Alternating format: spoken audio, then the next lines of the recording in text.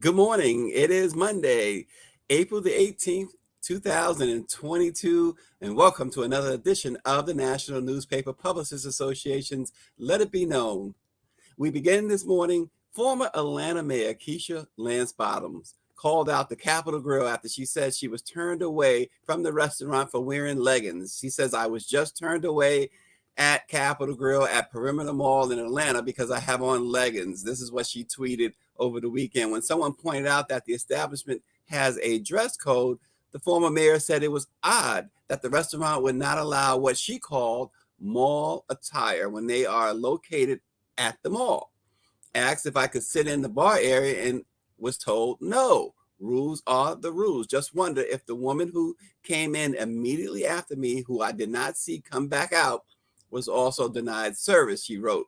On the restaurant's website, it says that for the comfort of all guests and to better deliver on our promise of a refined atmosphere, proper dress is required. Clothing such as gym attire, tank tops, sweatpants, hats, and items with offensive language is not allowed, according to the website. Well, it was Keisha Lance Bottom singled out. We discussed this and more with licensed mental health counselor and author of Copeology, Dr. Joanne Frederick, and professor of social studies, education, and history at Northern Kentucky University, Dr. David Childs, who's also the author of Escaping from Home, a novel about slavery and freedom. Good morning, Dr. Frederick and Dr. Childs. Great to have you both.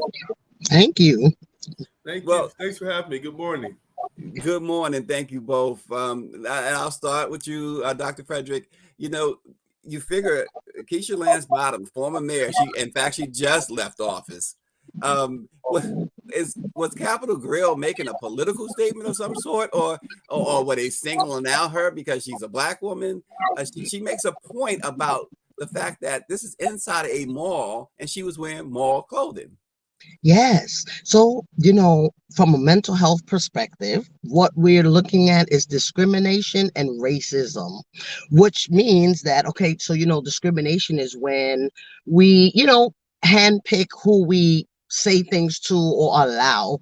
And it doesn't matter our gender, it doesn't matter our ethnicity, or excuse me, her title, right? We're talking about a former Atlanta mayor, and I'm sure they must know her face. I can't see how they wouldn't, but that's not what it's about. It's about being Black. There was a tweet also of another public figure that's a white male, and he said he goes there all the time with straight up gym attire and he hasn't been bothered. So it's just clear that this is still things that we deal with as Black people, the discrimination and the racism. And again, it doesn't matter the title, but what also matters a lot is, one, I wonder how she feels, because she did tweet it out, and of course we use social media as a way to express ourselves and get some feedback. Like, she just had to let that out because this is unbelievable for her. But then also other people like her and even us who it didn't happen to this time, but we've been in positions like this for other scenarios. It just kind of is a reminder of the mental health stressors that we deal with when it comes to this type of situation.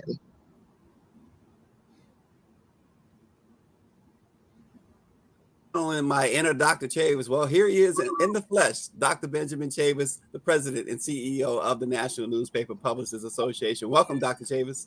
Good morning and happy Monday to all of our guests and to all of our listeners across the country. On behalf of the National Newspaper Publishers Association, we greet everyone on this special edition of Let It Be Known.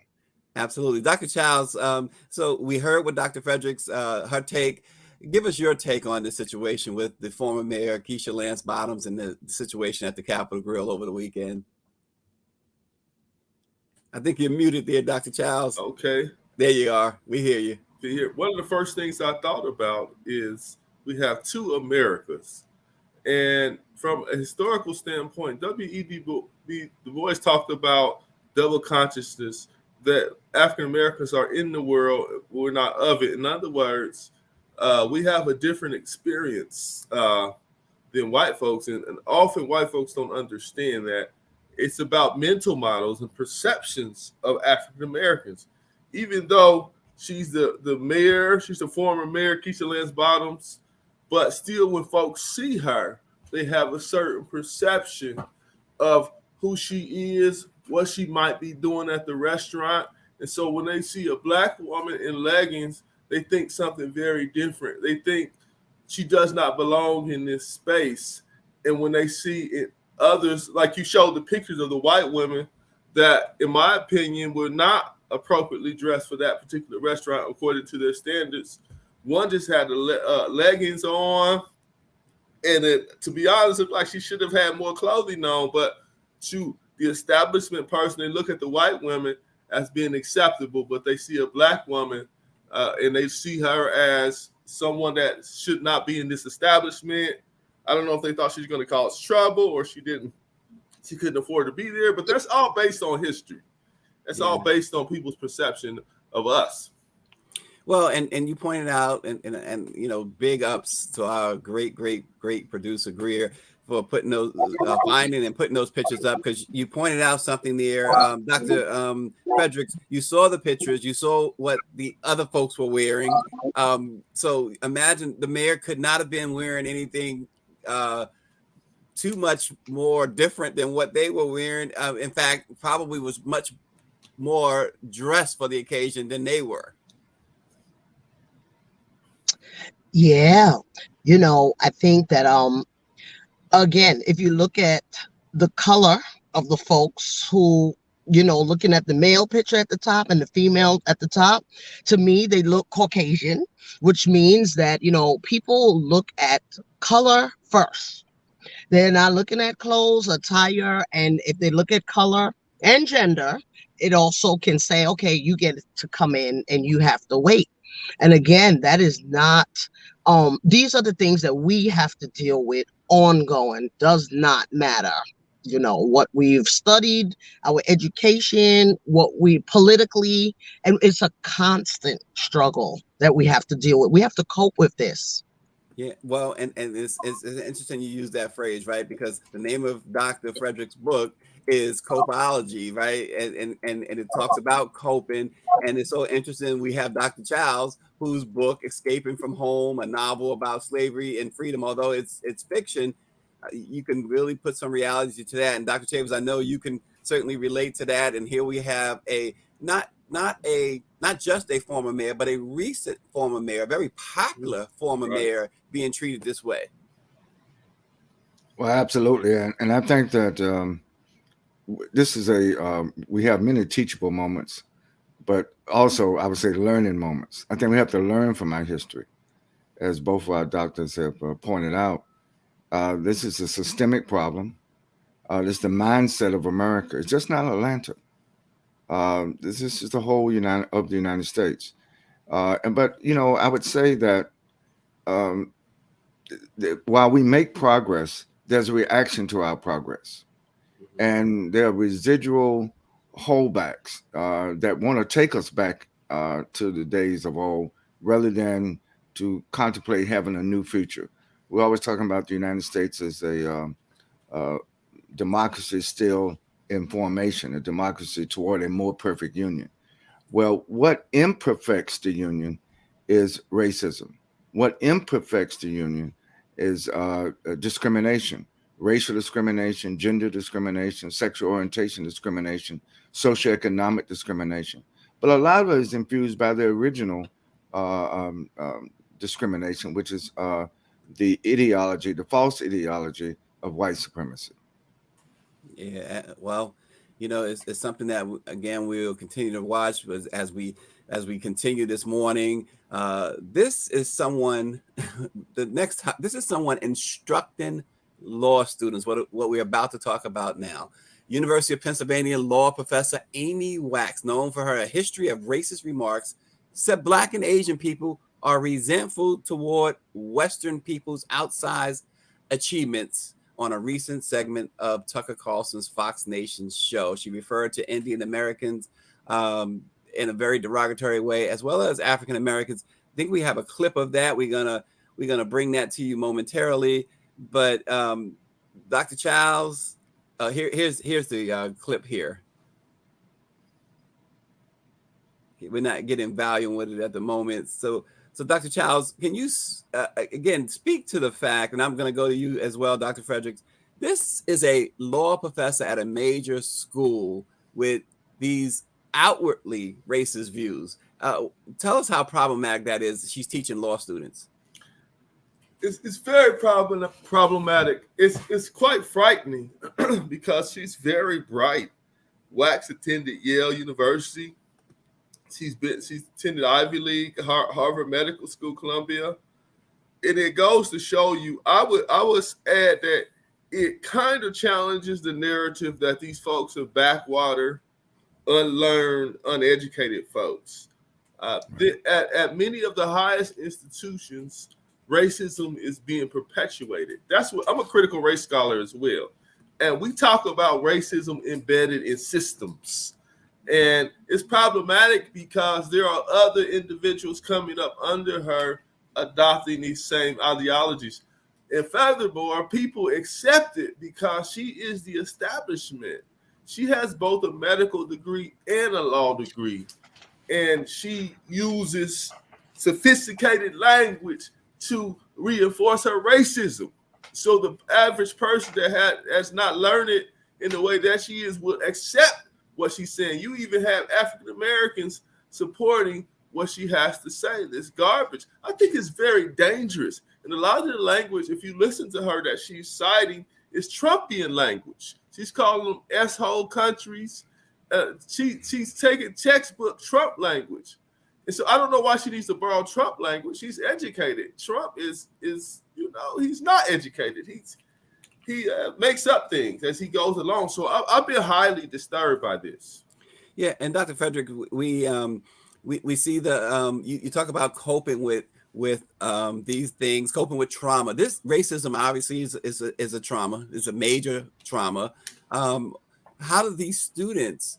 They're forced to be in the classroom being instructed by this woman who, as David Youngblood brings out, is a well-known long-term virulent racist in David's words. How do they cope with that? Yeah, so what she's doing is racism and it's a social injustice. And usually universities, especially now, have social justice classes and installing in the professors to teach students not to be this way, not to think this way, because they have to service the community as well. And so how do students cope? It's hard for them. So they have to sit here by a person of power telling them these things, and the power is that she's the professor. So if they say too much or do too much, now what happens to their grade? So these are the types of things that goes on in their mind. And then it's also acceptable, obviously, because the school, she's a professor, the schools allow it, she's there, she's been there, she has all these degrees in education. So it's acceptable to them, the school, but the students themselves, they have to suffer, I would say, in silence, and they have to deal with it because they're there to get something. But the reality is that unfortunately this happens a lot all over the place. This is one person, and those students have to reach out, they have to advocate for themselves, they have to talk with each other, just to check in, like, did you hear what I said? What I heard? Is this okay? No, it's not. What do we do about this? But they also need retraining because it messes with their self-esteem and their confidence to go out there and serve the community in the fashion that they're in that class for. And so there's a lot of work that has to be done just with this exposure. This exposure has been traumatic for them, and also for people who's been under her wings as a professor and folks who are watching and listening to this. That's what we just experienced. Yeah, Dr. Chavis, earlier, Dr. Childs mentioned two Americans, and I know you often quote Malcolm X along those same lines. Give us your point of view as to, again, Dr. Fredericks talked about the coping, how the students cope, but give us your angle on this, Dr. Chavis, because again, I think about you when he said two Americas, and I know that you often talk about everything north of of Canada. Yes, thank you. Well, the whole country is the South. Of Canada, I'm sorry. Right, the whole, or anything south of the border. But the thing is, I would like to thank Dr. Frederick and Dr. Childs for their scholarship, for their leadership, and for their clarity. No one is born a racist in America. No one is born a racist in South Africa. This is taught. And what we have is an illustration, an example of how racism is passed on from one generation to another. It is taught, not just in colleges like the University of Pennsylvania, but it's also taught in pre-K. It's taught in elementary school. It's taught everywhere, and that's why it has to be challenged in every place. I think the University of Pennsylvania has to be held accountable. The president of that school, the dean of the law school needs to be challenged. But also, we need to challenge Fox News. This is Fox News par excellence.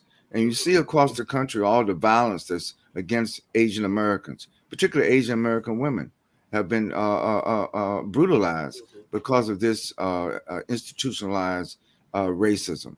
And I think it's also institutionalized racial hatred. Nobody's born first hating themselves or hating other people. It's part of the socialization process. And what feeds the socialization process is the miseducation. I think College Woodson had it right. It's just not only the miseducation of the Negro, it's the miseducation of white people because they have been miseducated to think that they are superior. They have been miseducated and stereotyped to think that people of color or communities of color are less intelligent or less have access to the blessings of the divine creator who created all of us equal in the image of God. We just celebrated Easter, but you can go to the black church on Easter and get something different from going to the white church on Easter. So, and this is the day after Easter. Where's the resurrection in America? Yeah. Wow. And so I think that we have work to do. And this is the benefit of the black press, Stacey, and Dr. Frederick and Dr. Childs, because we would discuss this in ways that you would not hear on Fox News, that you would not hear on MSNBC, that you would not hear even on CNN. And that's the whole purpose of the black church. We are not only pleading out a black church, black press, and black family, not only pleading our own cause, but we have to make sure that we bring clarity to the cause, that we demystify these myths, these stereotypes, and call it out for what it is. It is blatant racism, blatant racial hatred that's taught from prestigious places like the University of Pennsylvania Law School, but also taught in places that probably don't get a lot of exposure. I'm talking about pre-K. And I would like to say that a lot of these children have these stereotypic views even before they get to pre-K because they get it from their parents and their grandparents. Yeah, and you're right. Obviously, you're right. This is Dr. Childs and Dr. Fredericks here talking about it. Truth to power here at the Black Press, and CNN and the others will not have not had this conversation. And so we really appreciate both Dr. Childs and Dr. Frederick for being available to the Black Press and speaking truth to power. Also, this morning we talk about a majority of Black Americans say being Black is central to how they think about themselves and shape their identities, even as many have diverse experiences and come from various backgrounds, according to a new report by Pew Research Center. About 3/4 of Black people said so, despite where they come from, their economic status, or educational backgrounds. Overall, 14% say being Black is only somewhat important to their identity, and 9% said it has little to no impact, highlighting the diversity, of thought among Black Americans, which include U.S.-born Black people and Black immigrants and different ethnicities, political party affiliations, and ages. So really the takeaway, Dr. Frederick, Dr. Childs, from this report and reading through this full report, the takeaway was that Black people in general believe that when something happens with other Black people in Black America, it affects them directly. They are concerned about that. Your thoughts, let's start with you, Dr. Frederick, on that. Yeah, so we can relate to people who look like us. So even if, again, it's on the media, it's a Black person, most likely we've had that experience, or most likely it's one of our fears. And so we can relate to that. We can identify with that. we can say that we're Black. Even again, the statistics show that the majority of people, that's their first identity. Because even when we try to have some other identity first, whatever it is, whether it's gender, religion, the Black, which is the brown and Black color that we see, that is what society see first and treat us like that first. Yeah, and Dr. Childs, one of the authors, said, what our data suggests to me is that being Black is important to all Black people, according to the findings. Talk about the significance of that, because I remember I'm thinking about James Brown, I'm Black and I'm proud, Run DMC, I'm proud to be Black. Yeah, we have two Americas. I mentioned this earlier, and Du Bois talks about double consciousness. Our identity is very important. One of the clips I was listening, we were talking about Amy Wax earlier. One of the clips I was listening to, she was talking about we have to get back to color blindness. And that's so flawed, this notion of color blindness, that we treat people the exact same and we ignore race. That's a myth, a pie in the sky myth, because when they see us, they treat us accordingly. They respond to me as a Black male differently. I've been pulled over by the police countless times. Even as a professor, I have been pulled over by the police and had my car searched for drugs. Even as a professor, it happened when I was in graduate school as well. And so, because we are treated differently, we don't have the luxury of ignoring race. And so, our lived experience is always going to be different. And Dr. Chavez talked about our religious experience on Easter. I spent my day at church yesterday on Easter, and our messages were very different, probably in the Black church. James Cone talks about the cross and the lynching tree. And in his work, in his Black theology, he talks about African Americans are akin to suffering. A lot of times, the reason we identify with the cross is because we are akin to suffering. We have had a lifetime of suffering, even going to the mall and being followed as a young person, even being followed by the police. These things are very much important to us. And you talk about James Brown. He wanted to give Black folks permission to be proud of who we are and proud to be Black, proud of our heritage. I'm a historian, and so I consciously think about my history, and I can't ignore our history. It shapes who I am, and I want to teach my children and go into the classroom and teach the same thing. And I've talked about the critical race theory legislation. It's trying to undo that and cripple us and prevent us from teaching history because it makes white folks uncomfortable. But this is American history as well. All of us have to own it, not just Black folks, Black, white, Hispanic, Asian. We all have to own this history and try to move forward from it and not ignore it. So definitely it is our identity. Yeah, I want to add one more great artist, my man Chuck D. Years and years ago, he said, "Fear of a Black Planet." And I see, and Sam, forgive me, I can't pronounce your chosen name, but he's Sam Collins, who I know him as, says our identity can't be rooted in victimization, but resilience and royalty. We can't allow the powers that be to define Blackness. Dr. Chavis, you speak of that a lot, right? This resilience. You're muted, Dr. Chavis. Okay, I'm off now. I agree with, first of all, Dr. Childs and Dr. Frederick, and also with Sam. Identity is a very important question. Even before there was white supremacy, identity is a very important question. Those people who are religious, again, I'm just referring to the Easter holiday or Ramadan or the Passover that was just going through. Identity is key. It helps define who you are. But the United Nations says that most fundamental human right is the right to self-determination. And part of self-determination is people should not only exercise that fundamental right to identify themselves, to identify their history based on truth and facts, but also to be proud of who they are. I think one of the reasons why there is this phenomenon called racism, it is to deny the oneness of humanity. It is to deny the oneness of God. It is to deny that the truth of the matter is that we're all interrelated. And part of these isms racism, exploitationism, colonialism, imperialism, was to keep some people down at the economic benefit of other people who stay up. And I think that those of us in America, particularly Black Americans and other communities of color, we have a responsibility to not only speak out on these issues when they're controversial, but something that Dr. Child said I agree with. We have a responsibility to raise up each generation of freedom fighters, new young people. I'm so proud of the millennials today and Generation Z. Their consciousness is much greater at a younger age because of the exposure to information. But we have to make sure they have the right information. And again, that's why the Black press is so important.